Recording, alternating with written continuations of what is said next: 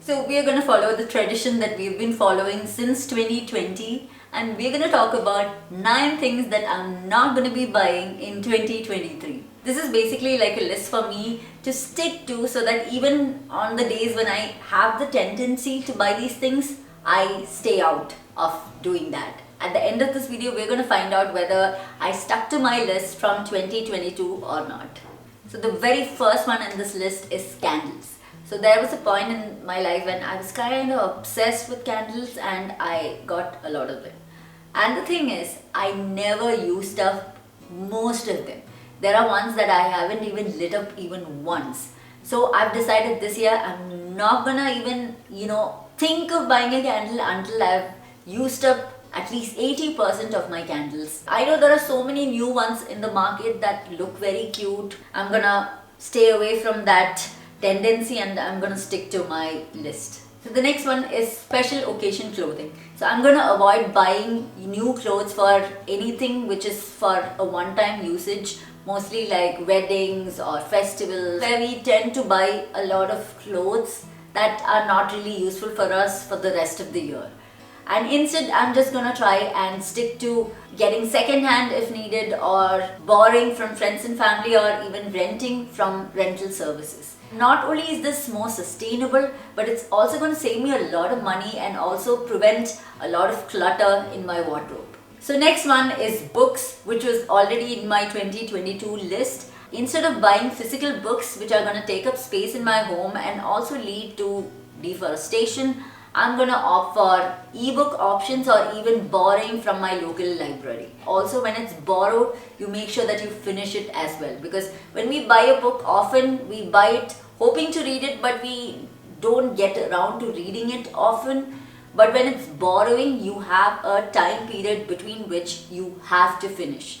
Also, borrowing from a library or someone else also gains me access to a whole variety of collection of books without adding to, my personal collection. Next one is plants. We all love plants, and indoor plants have become a huge boom in the market right now.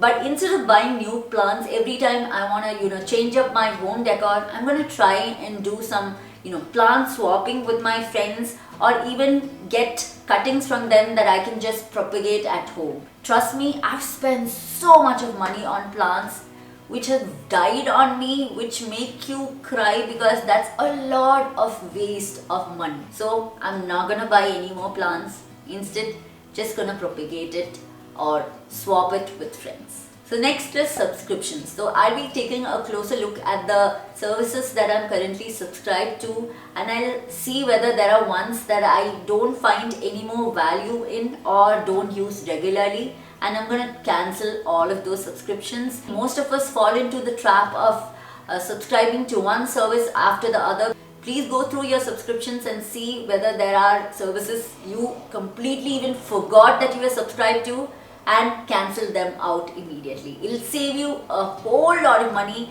Also, you don't have to support services that you don't enjoy anymore. The next one is art supplies. Buying new one is out of the question because I need to firstly use the ones I have, but I want to try and let go of the ones that I feel may not even be useful to me, that could be actually useful to somebody else. Try and declutter and give it away to artists who may actually find better value from it than I would. So that's my goal for this year when it comes to art supplies. Next one is journals. So I have not purchased journals in the last few years, but I'm thinking of trying out journaling this year. I'm at least gonna try and write down once in a while. Right now I have too many journals in hand. I'm gonna try and just use the ones I have and hopefully get the habit of writing a little bit more, because I hardly ever write now, and I want to not lose the habit of writing, with pen and paper. So I'm gonna try and go back, or rather start the practice of journaling every once in a while. So yeah, no journals this year for sure. Next one is trendy makeup products. So I have not bought a new makeup product for a very long time.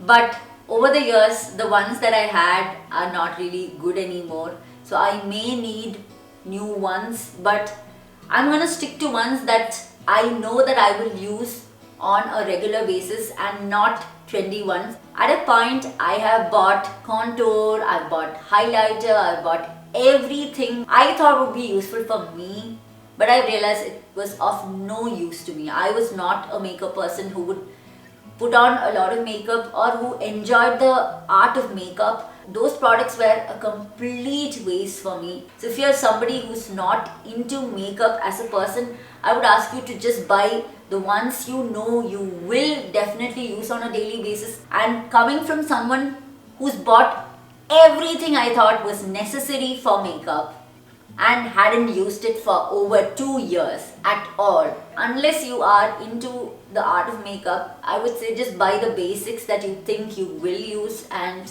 stay away from things that you don't think you'll need. The next one is hair equipment. I had a straightener, a curling iron, a hair dryer, which all three of them I hardly ever used. At the end, I sold my hair dryer and my curling iron. I still have my straightener. I didn't give it away yet. Even though I've been trying to do the CGM or the curly girl method, I don't think I want to use a diffuser on my hair right now. I'm just gonna let it air dry. So yeah, this year I don't think I need any other hair equipment, but we'll see.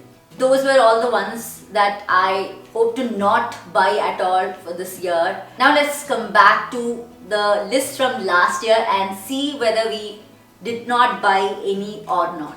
Notebooks, planners and stationery. And no, I did not buy any new notebooks. I did not buy any new stationery at all. Next was footwear. One of my daily wear footwear actually broke, but I did not actually buy a replacement for it the whole of last year. But I think I may need to buy a everyday wear footwear for this year. So that's why this year it was not included in the list. The next thing was shampoo bars. But yes, I did buy one shampoo bar. That was for my CGM or curly girl method. Next one on the list was books. Again, I did buy one. I was going through some, relationship trouble last year, and one of my friends suggested that I read one certain book. I could not find it to borrow from anybody else. It was not something I could find secondhand either. I gave in because I felt like, more than that list at that point in my life, this felt necessary. Next one was bags and wallets. And no, I did not buy any new bags or wallets. I was using the ones that I already have. The next one was board games. And no, we did not buy any more board games last year. My husband bought a ton of new board games in 2021 and we still haven't played it more than once. And we learned our lesson. We're not people who have friends coming all the time to play games with, so it's not something that is of any good use to us. The next one was jewelry. Again, no, I did not buy any jewelry last year at all. I have a ton of jewelry from the last decade. And the next one was pantry staples. So I was not able to finish all of it. Some of it I did finish, but all of it I could not.